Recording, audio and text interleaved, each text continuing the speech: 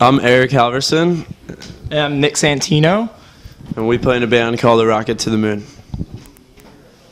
I feel like it's like one of the most important things that we do as a band is to get in touch with all of our fans and, try to keep them as into our lives as we possibly can get them into it, Like whether it's like I go on my Twitter 150 times a day, just changing it nonstop. And it's like strange, but I mean, kids just love it. They're like it's just cool how involved people like to be in your life. Like no matter what you do, you know what I mean? Like you're in a van, they just want to know that you're in a van driving to their city, and any little detail about what you're doing, they just eat up and love, and it's cool. It's awesome. Yeah, just like the fact that kids are like willing to take so much time and like follow us and want to know what we're doing is like so flattering, and like it's just awesome that kids are willing to give us that much of their attention. I don't think it's bad in any way. I mean, like, we kind of obviously don't go too personal and, like, I'm pooping right now or something. Like, but, like, I think, like, we, keep, like, a line, I guess, that, keeps it still personal, but also them involved, you know what I mean? Yeah. We're just trying to have fun and have kids have fun too with us. Like, kids come out to the shows and they like hang out, for like 4 hours or how long the show is, and then they go home, and it's cool for them to be able to go on their computer and like the next day and still feel like they're a part of the show because they can, see us going to our next show, and just through like BuzzNet and all the things that we do, like the video cameras that we walk around with all day and make video updates, put them on there. They just seems like they can just be a part of like the tour themselves, but just watching from their computer. So sometimes it gets kind of hard to keep up with it, to be like, okay, we have to do this today. But I mean, now it's like we've been doing it for so long, like it's kind of just like a ritual, like our daily thing. We get up, brush our teeth, shower, and then just film. So it's pretty easy to do after a while, I mean, I guess ever since like the internet kind of came around, it's like so easy for people to access stuff like that. So it's like it definitely changes the way kids are with music and like stuff, but I think it's cool, you know what I mean? Like it's not weird in any way. I don't know. It almost, I feel like it gets like the fans like more involved in your band, instead of like they love the music and they also love the people that make the music, so I feel like it's kind of cool. Like I mean, when I was in middle school and beginning of high school, like I loved all those Urethra Chronicle, Blink-182 videos, like movies that they'd put out and stuff, and like when bands would put out DVDs and videos. So like that was like the only sort of thing I got to see of like the touring life was like video, like the story so far of Newfound Glory and like their whole touring situation, and it was cool. And then like now kids can just go on a website and see that rather than go to the store and buy the DVD that we had to put together ourselves and stuff. So.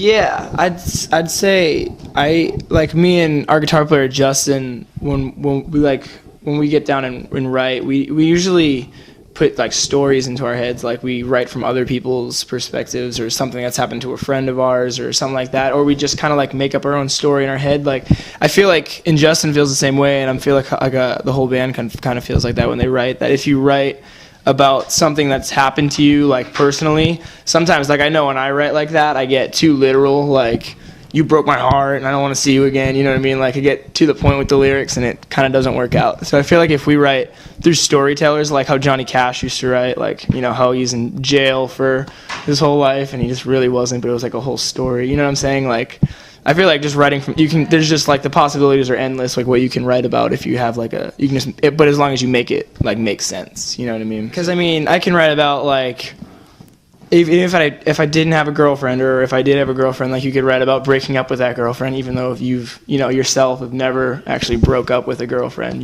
but you can write it in a song and make it like as realistic as possible, and it's just an easy way to write, I guess. Like I said, I love the way that like Johnny Cash wrote, like his lyrics and how everything was like a story, and rather than just like your regular love song, like he was like really detailed and had a lot of imagery in his lyrics, and like really, really cool and really inspiring to write like that, to like drop names and stuff like that. And like we have a song on our new record, we drop like Captain Morgan in a song, and I feel like I've never would have done that before if we didn't like open up our eyes to different kinds of music and different styles and how to write it and stuff. So like to have kids that are actually into your band and not just friends that are coming out to see the shows just to support you it's so like awesome and such a great overwhelming feeling that it's like it just makes me so driven, and like all of us are so driven just to like kind of, I don't know, to like I've gotten a couple of like messages and fans at shows that are just, they come up and they'll say like,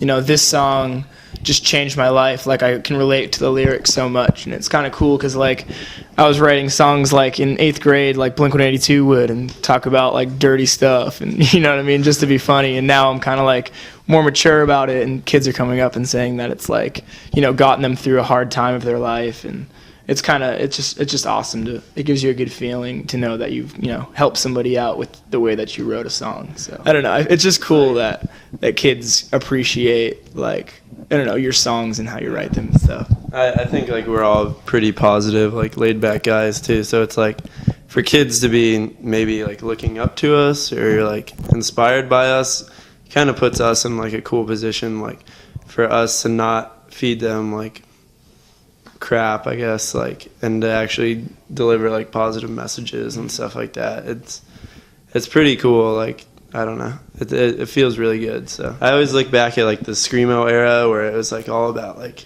hurting yourself or like being down, and I think that time in music, it was like I was into it, but it was so dark and negative, and like now kids are way more into like positive stuff, which I think is great. It's like there's no reason that you should be like stoked on being negative, you know what I mean?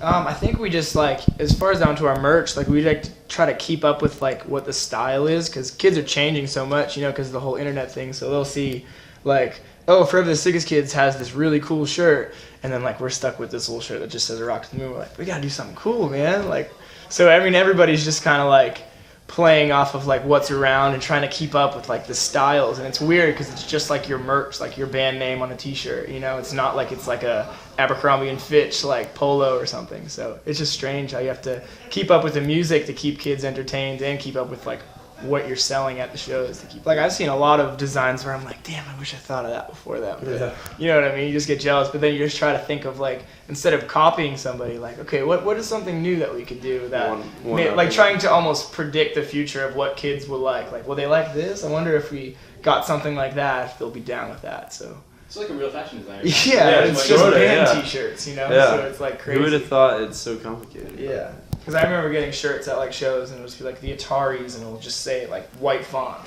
like the Ataris on your t-shirt, and that's it. And now it's just like all over prints, like sunglasses, like everything. So it was kind of like a big worry for all of us going into it. We're like, we only had like 17 days to do the record and stuff, but we were writing for it for like months before.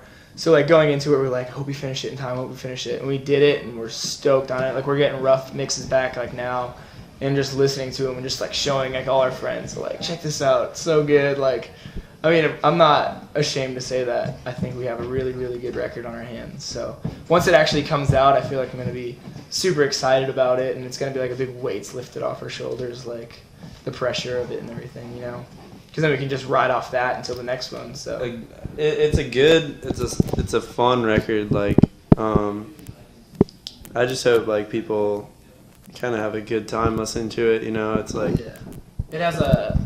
It's just like, there's like 12 songs that I think we're going on it, and every song is like completely different from each other, but like they all still mesh together really, really well. And like some songs are like straight up like Third Eye Blind, like 90s kind of vibe, like 90s rock songs, and then we have like super poppy like pop rock songs, and then there's some that have like country, like acoustic, like chilled out mellow vibe, but they all still like go together really, really well. And I feel like it's gonna, if we do the summer, which we're hoping for, it'll be like one of those, so hopefully one of those like summer anthem CDs that you listen to, and every time you hear it, you relate it to like, you know, hanging out on the beach with your friends or whatever. So that's what I'd like. Like, as far as growing up, like, those are some of my favorite albums, where like The ones that you got when they came out in the summer and like no school, just hanging out with friends, skating or whatever, like just jamming that all summer. So it was like, those times are so much fun, and it's like, we'd love to write a record that kind of kids can go through that same thing. So that's what I'm kind of hoping for, that like kids will get out of the record, because the songs are fun, they're energetic, they're poppy, and they're, you know, hopefully bring a nice summer vibe to it. So